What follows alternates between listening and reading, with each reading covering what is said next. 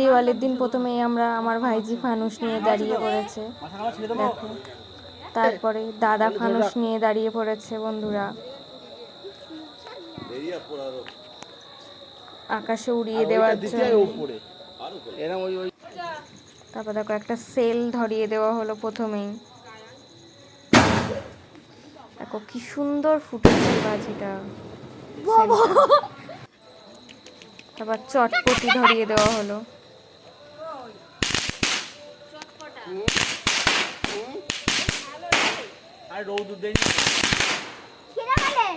তারপর একটা তুবড়ি বাজি ধরিয়ে দেওয়া হলো।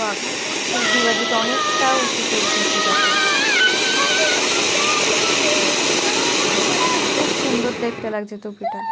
তারপরে ভাইজির দড়িবাজি নিয়ে ধরিয়ে দিল।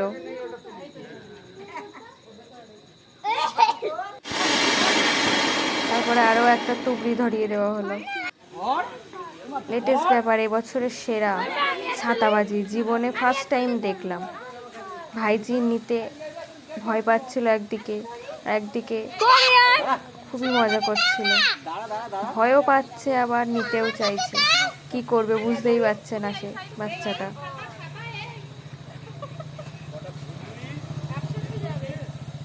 আমি জীবনে এতদিন বড় হয়েছে, জীবনে এই প্রথম দেখলাম ছাতাবাজি। সবাই খুব আর সবাই দিওয়ালিতে খুবই মজা করলাম, প্রচুর বাজি ফুটিয়েছি এবার।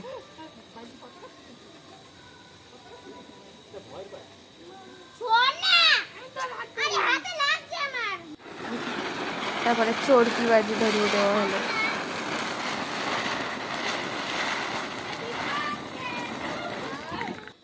তারপরে আমি ফানুস নিয়ে দাঁড়িয়ে পড়লাম উড়ানোর জন্য।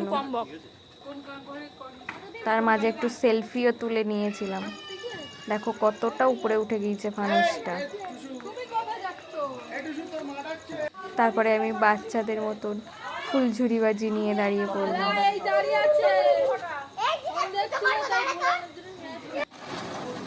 তারপর দেখো ভাইজি দড়িবাজি নিয়ে লাফাচ্ছে আর খেলা করছে।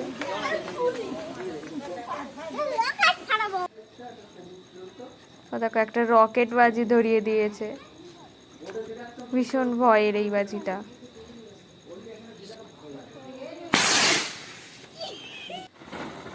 তারপর আবার ফুল চরকি ভাজি ধরিয়ে দিল।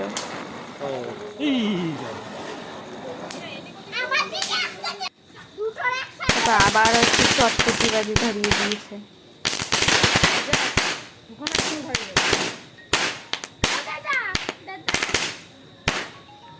তারপরে ছোদ্দা ভাই ফানুস নিয়ে দাঁড়িয়ে পড়লো।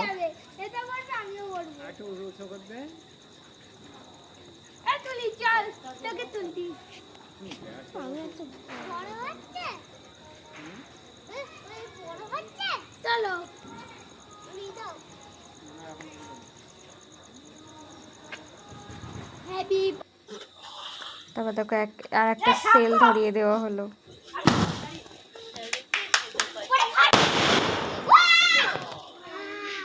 আবারও একটা সেল ধরিয়ে দেওয়া হলো।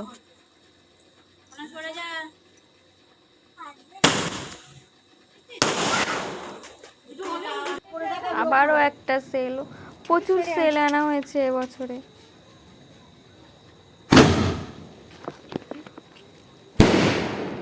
এই ভিডিওটা এখানেই শেষ করছি, ভালো লাগলে লাইক কমেন্ট শেয়ার করবেন বন্ধুরা।